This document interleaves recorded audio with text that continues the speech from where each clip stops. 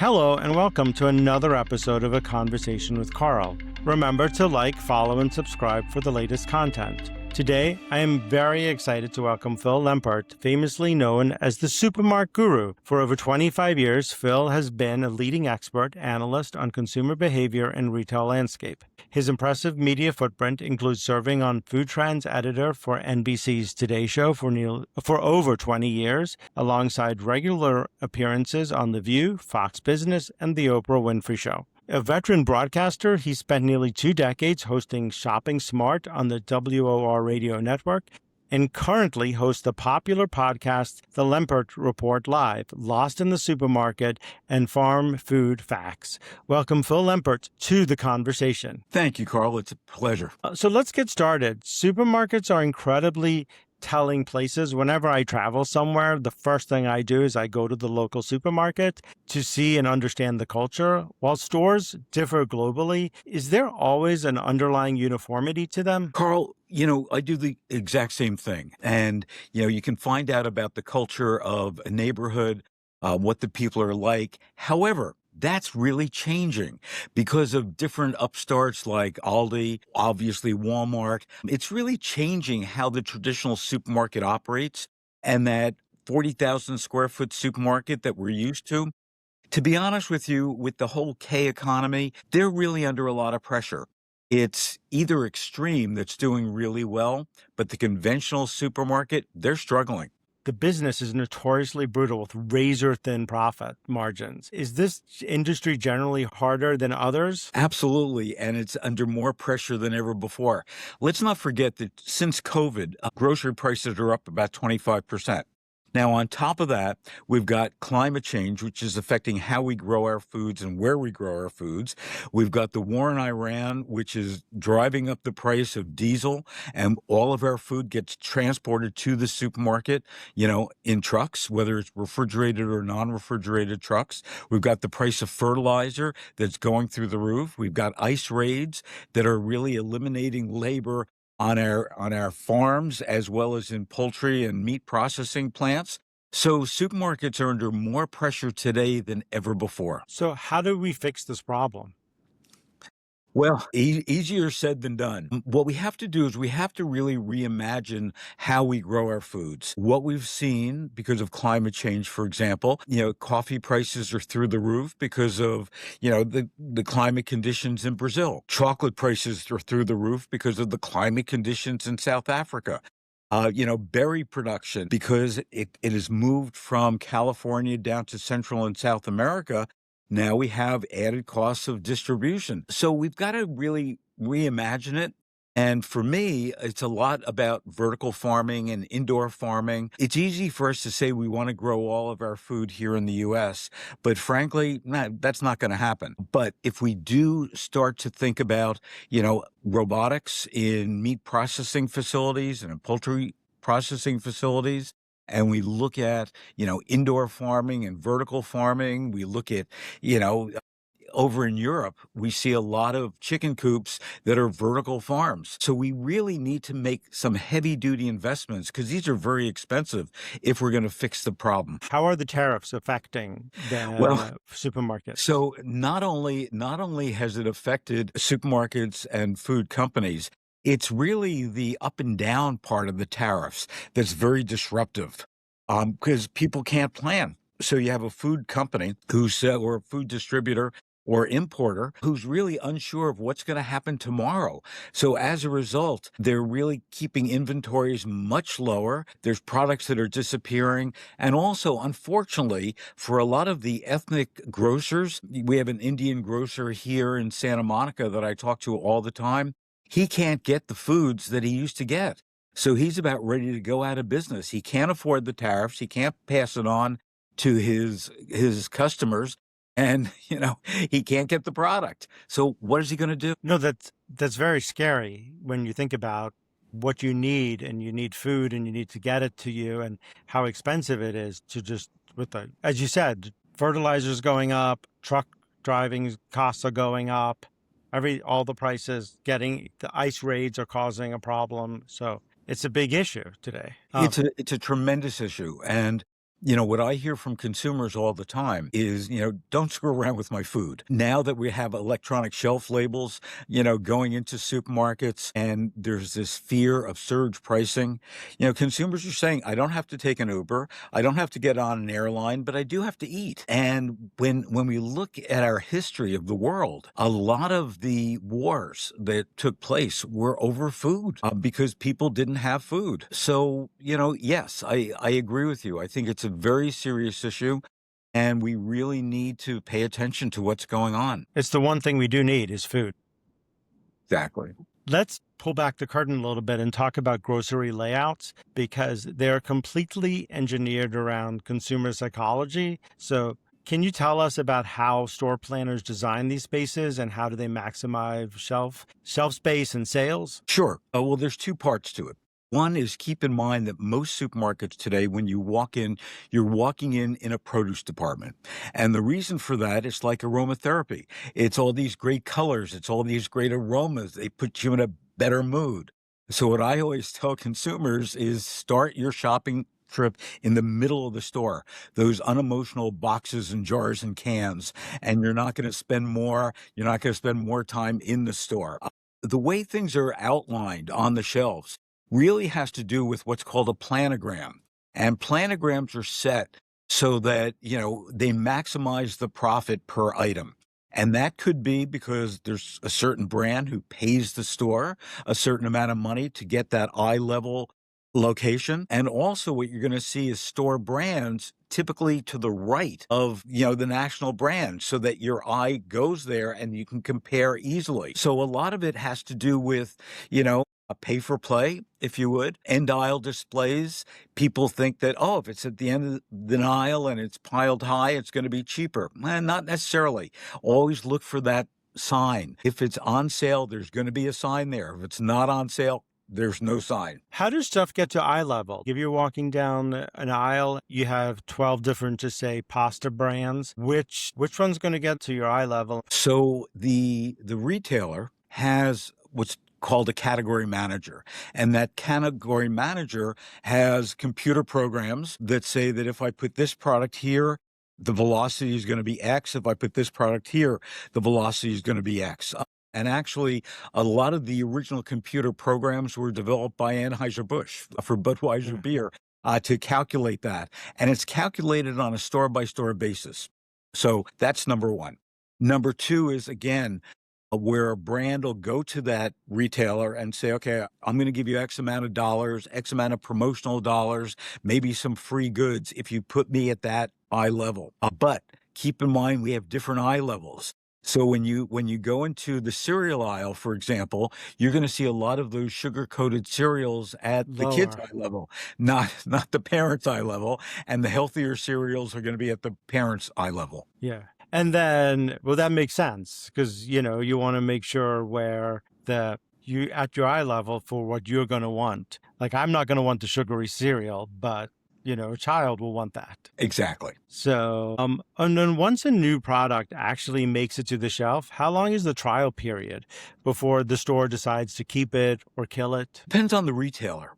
Typically, they'll give it about 3 months. And again, when they take a new product on, that manufacturer is going to have to, whether it's coupons, whether it's sampling, they're going to push as much as they can to get consumer acceptance of that product. And there's also some retailers who started over the past 10 years charging a failure fee. So if I take your new product and it doesn't work, I'm going to charge you a fee for having put it on my shelf. Wow. So typically it's That's about fascinating. Yeah. And then you've got other stores like Sprouts, and I love what Sprouts does. They've got this section as you walk in Sprouts where they give emerging brands a period of 6 weeks to make it. And, they don't charge them allowances or anything else, but they put them there. It's all about discovery. And I'd like to see every retailer do that. Are there slow rollouts? Like, let's say we'll start with, say a pasta brand, because that's popping in my head, or a pasta sauce. it starts at the beginning of the aisle and then we move it to the middle? Do we move things around a lot, or we leave things once they get there to the shelf, we leave it there? Store sets are typically done every 6 months. So when you find a product there, and I'm not talking about the end of the aisle because that changes practically every week. Daily. Yeah. But a store set is done about every 6 months. So wow, that's fascinating to think that they every 6 months they come in there and they do that. Tastes are incredibly regional. I've seen markets just 15 minutes apart carry entirely different merchandise. What goes into deciding which non-staple items will appeal to a specific local demographic? It's all about you and me. It's that retailer understanding what we want. And not only is it a different product mix, but it could be different prices as well. So I'm here in Santa Monica, and the prices that I'll pay in Santa Monica are vastly different than the prices if I drive 15 minutes to Inglewood. So, there's a whole formula behind, not only the assortment and understanding who your demographics are, and that's everything from race and age and health concerns, as well as economics. And, the retailer really needs to understand that shopper. And again, that's done by a store by store level. And you mentioned Aldi before, and you talked about Lidl too. My dad loves Aldi, so if you come to visit him, he wants to take you to Aldi. How is that playing into the supermarket chains? So Aldi is now the third largest grocer in the U.S. The interesting aspect of Aldi, and I've been to their headquarters, I've been to their test kitchens. Their store brands are exceptional. They also, in every store, have a list of over 100 different ingredients that they will never use in their store brands, whether they be chemical, artificial colors, high fructose corn syrup, and the like. So they're really focused on high quality and efficiency. It's owned by a German family. In fact, the other part of the family actually owns Trader Joe's. They're totally separate companies. They don't talk to each other. The rumor is that the two brothers who had a fight, years ago are now reconciling, and maybe it's going to become one company again. But we'll see. But Aldi, has very strict specs for manufacturers. So they might tell a manufacturer, okay, I want 12 cans of corn in a tray and just put plastic overwrap on it. You'll never see a box in Aldi where, the employee has to open up the box and take the cans out. They just remove the covering, put the tray right on the shelf. So it's all about efficiency. And the other thing that I really applaud Aldi for doing, and they're probably the only U.S. grocery store who does it, their cashiers sit down. And that's something that we always see in Europe, but not here in the U.S. And when you think about that culture is saying to that employee, I care about you. I don't want you to have to stand for 8 hours, 10 hours, even if I give you a little rubber mat so that the floor isn't so hard. So Aldi really cares about their customers. They care about their employees. And, frankly, that aisle of shame when you walk in, is filled with fabulous bargains every month. And you look at their Facebook page, and I think they've got, over 1 million people on their aisle of shame Facebook page. So, but they also have you put the quarter in the shopping cart and it makes you return the shopping cart. Well, there's two reasons for that. Number one is so that you do bring the shopping cart back and you just don't leave it in the parking lot. But psychologically, that's very telling to a shopper where, the personality of Aldi is we're here for you. We're going to make this experience as good as possible. We're going to make it as economical as possible for you. And just having that little, quarter in the shopping cart sends a signal to that shopper that says, this is going to be a good value proposition for me. And what is happening to other brands now? Because I guess like ShopRite and other stores have their own brands. Is Aldi moving into that competition and taking that away from other supermarket brands? Yes and no. You mentioned ShopRite. ShopRite has a very good store brand program. A lot of store brands have upped the game over the past 10 years. It used to be in our parents' generation, if you couldn't afford the real thing, then you bought the store brand and it wasn't as good quality. Today, the store brands are as good quality, if not better. Again, Aldi, Trader Joe's, ShopRite, Kroger. There's a lot of innovation going on there. And the reason for that is relatively simple. You can't buy an Aldi store brand at another retailer. So if I can get you hooked on my store brand, both because of price and because of taste and quality, you're going to come back. And also, what a lot of people don't realize is every store brand has a money back guarantee. So try it. If you don't like it, bring the unused portion back to the store. You'll get a full refund. Wow. We also talked about having cleaner ingredients. You said there's 100 items that Aldi won't put in there. How is with the health and wellness super cycle that we're on, you've called it that, how has that been influencing like factors like the GLP-1 drug and medications and weight loss? So a lot to unpack there. GLP-1 is certainly, especially now that it's available in the pill form, really changing the way people eat. People are eating less. We look at surveys probably every month that the consumer is consuming less. They're changing their diet to conform with eating healthier. The one concern that I do have is we are addicted to protein. The average American does not have a protein deficiency. And there's reports that are coming out saying, consuming too much protein isn't a great thing for you. It could create kidney problems, kidney stones, and the like. So we've got to balance that information out. But GLP-1 is changing the way we eat, changing supermarkets. Kroger, who I just mentioned, came out with their own GLP-1 line of food. ConAgra has done it. Nestle has done it. We're going to see more companies do that. That's number one. Number two, coming out of Washington, there's a lot of conflicting information, and it's getting harder for consumers to really separate what it is. RFK Jr. wants to get rid of artificial dyes. I don't think that there's anybody who wants artificial dyes. However, it's a complicated process. The reason that food companies use artificial colors, for example, is because of the eye appeal. We talked about kids' cereal. We want our kids' cereal to be bright blue and bright pink and stuff like that. When we start removing artificial colors, the product is going to look different. Doritos now has a naked Dorito that doesn't have any artificial colors in it.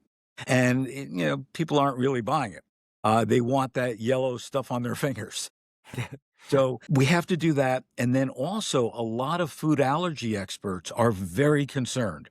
And I serve on the board for FAIR, the advisory board, which is the Food Allergy Research and Education Board. And, when you take these things out and you replace it with natural colors, you could have food allergens. One of the most famous stories about food coloring has to do with Starbucks. Howard Schultz, probably over a decade ago, wanted to remove the artificial pink color that was in one of their summer beverages. And they did that. They replaced it with the extract from the insect beetle. And what happened is they then had vegans and vegetarians picketing all the Starbucks because insects are not vegetarian or vegan. Yeah. So, you've got to balance this out. You just can't say, okay, remove everything. And again, it's been a request, not a law from RFK. He's also said for about 4 months that they're going to come out with a new definition of what ultra-processed foods are. And again, it's very complicated because you can't just remove ultra-processed foods from our diet because we're addicted to it. Yeah, what ultra-processed means is that it's, cooked, basically. So you can't, it's not that simple. So I think that the government is moving a little too quick on stuff, not really educating consumers to what this is. And also I have a severe reaction to when RFK Jr. is saying, butter is back, beef is back, fry your French fries in beef tallow. All the science smacks in the face of all of that. What we know is we've been able to reduce the incidence of heart disease and cancers because of changing people's diet, eating less meat, not frying French fries in beef tallow and so on. So it's really getting complicated for consumers to figure it out. And the good news is that now we've got a lot of apps that are out there that you can go shopping with, one of these apps and just scan the barcode and then it'll tell you whether or not it meets your criteria. So my next question is talking about mobile scanners and how tech is rapidly changing grocery stores. Where do you see technology taking the in-store shopping experience to next? I believe that we're going to see a vast change in supermarkets, that we're going to take a 40,000 square foot store and cut it in half. The back half of it is going to be fully robotic. What we're going to do is the same way we make a restaurant reservation, we're going to go online and we're going to make a reservation to go food shopping. After we make that reservation, it's going to bring us to the portal where we're going to order certain things online. And those are going to be the unemotional cans and boxes. And, I don't need to walk past 40,000 products to get 20 products. I don't need to see a jar of Heinz ketchup. I know what it looks like. So I can just go online, order all that, and then the store is just going to be fresh. I'm going to be able to pick my produce, my meats, my baked goods, all of that, and have a great shopping experience. And then when I'm done with all of that, my canned goods and my jars and my boxes are going to be waiting for me to check out. So I think that that's going to be the hybrid that we're going to see. And, from a mobile standpoint, grocery retailers do not make any money on delivery. So that's why they have this click and collect program where they're trying to get us to order online and pick it up ourselves. And that's going to be the most efficient model. But that getting Heinz ketchup, that works for you and me because we've been to a supermarket. We know what Heinz is. If you're 18, 19, 20, figuring out life and you're just starting to go there, you might not know what Heinz looks like, or you might not know what you like. And doesn't that end up taking away choice from us because we haven't had the chance to walk down the aisle and see all the different products that are there? I don't think so, because especially with Generation Z and millennials, they're very food involved and they've grown up with mobile devices. So they know everything globally as far as food, frankly, better than you and I do. Because they live and breathe it. And, Aldi and Trader Joe's and Lidl are great examples of stores that don't need to have 40,000 products. They've got 2,000 products, 2,500 products in it. And their shoppers, like your dad, are very well satisfied. We don't need that overabundance of choices. It's like, when I was a kid, I remember the Khrushchev came over and saw a supermarket, U.S. supermarket for the first time. And I don't remember who the president was then, but he said, "Why do you have so much stuff?" And think about McDonald's, for example. McDonald's used to have menu boards that were not electronic. And you would see, 20 or 30 items on it. And it slowed down everything. Now McDonald's have menu boards that just put on the breakfast items, just put on the lunch item, just put on the dinner items, and it just speeds up everything. Sometimes we can just have too much choice. And when you look at, again, back to breakfast cereals, do I really need Cheerios in giant size, family size, large size, mini size? We just don't need all that stuff. Because keep in mind, both for a retailer and a manufacturer, that costs money. That makes our prices go up higher as a result. During COVID, the CEO of Progresso, the canned soup company, went through their line of products, and he discovered, and I'll probably get the number wrong, but they had something like 70 varieties of chicken and noodle soups. And he cut it in half and was able to be much more efficient, both in a production standpoint and a profit standpoint. Sometimes we get carried away, and these product managers and brand managers, they get graded and promoted based on, incremental revenue. So if I'm a brand manager and I come up with, yet another Kraft macaroni and cheese, I'm going to get promoted to a better brand, a bigger brand, things like that. So, and Kraft macaroni and cheese is a great example. They came out with a new one, which is higher in protein. Now they came out with a new one that's higher in protein and higher in fiber. I mean, we just keep on doing this stuff. And what does that do to stores like CVS and Walgreens? Absolutely.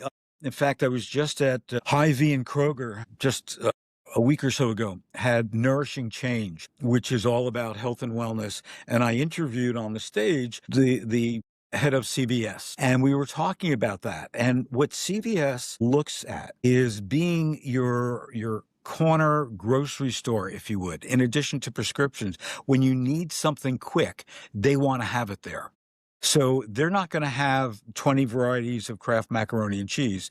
They're going to have two of the most popular ones. And they're expanding their food footprint because that's what you and I want. And we want to get in and out quickly. We want to have, for the most part, name brands as it relates to CVS. And they're growing terrifically. And ask this of everyone, how does AI fit into this? AI fits in a bunch of different ways. So for me, what I'm looking forward to, and I've seen tests of it, is being able to go on a website and saying, Carl and I are going to have a barbecue for 10 people this Saturday. One person has celiac disease. One person is vegan. One person has some kind of food allergy. And one person is on GLP-1. I don't want to spend more than $10 a person. I want it to be easily prepared. And in a nanosecond, it's going to give me the entire shopping list and any recipes that I've got to include. So from a consumer standpoint, it's really terrific. From a brand standpoint, it's really speeding up innovation and new product introduction, because I can put in there, again, I want to develop an Italian-based cuisine for GLP-1 users that are looking for GLP-1 users. That's it. That's all I got to say. And it will come up with a list of products that meet that criteria for the GLP-1 user with an Italian flair to it. Wow, it's going to change the way we shop. It will. And again, I think that's good. Let's keep in mind, and we hear this all the time, garbage in, garbage out. So if you can be as specific as possible with whether it's ChatGPT or Claude or Perplexity, you'll get a good answer, but you've also got to check that answer. So if I type in, I've got a food allergy, of whatever kind, I can't trust it 100% yet, because it's going out there and it's just searching the web for information, but it's just doing it much quicker. And people don't understand that, especially ChatGPT, all it is a faster search engine. Yes, that's what it is. Yeah, done by a coder. Yeah, and it's a broader search engine. So I don't have to, go through all these lines that I used to have to go through on Google anymore. I can just type in something. So yes, I think it's going to make our shopping experience faster, better, easier. I can also type in, what's the cheapest supermarket to buy Cheerios in my zip code? And it will find out for me. No, that's great, because sometimes you have that for the gas app. You can find like the cheapest gas around. Correct. So that changes everything. As we wrap up, is there anything that I should have asked you that I didn't ask you? The one thing is, and what keeps me up at night, and we talked about this briefly, is climate change, labor shortages, the price of diesel. All of that is going to affect our food supply. And people always say to me, well, when are food prices going down? Never, not in our lifetime. So we just have to reimagine our food supply. We've got to rethink our food. And probably the best way for people to save money is to stop wasting food. 40% of all of our food in the U.S. is wasted, whether it's at farm level, and right now, because of the labor problem on farms, it's even higher, whether it's at home, whether it's taking leftovers from when we go out to a restaurant. We have to stop wasting our food, and that's the best way to save money. But I also imagine the people that are running these stores are making a lot of money. The supermarket makes about 1.5% net profit. And again, when you look at, stores like Aldi and Kroger, 1.5% over 2, 3, 4,000 stores, that's a lot of money. But still, it's razor thin. And one of the things that electronic shelf labels will enable the store to do, and, the whole surge pricing thing has two sides to it. One is if it's a hot summer day, they raise the price of ice cream. But also, at the end of the day, when baked goods are, expiring, not going to be fresh, they can lower the price. So, I think it's going to change our shopping patterns as electronic shelf labels get into the stores, and we're going to see more people shopping later in the day to get those discounts. So Phil Lempert, thank you so much for joining me. The podcast is The Lempert Report Live, Lost in the Supermarket, and Farm Food Facts. Thank you out there for listening today. Let me know what you think. As always, put your thoughts in the comment section. And until next time, everyone, be safe.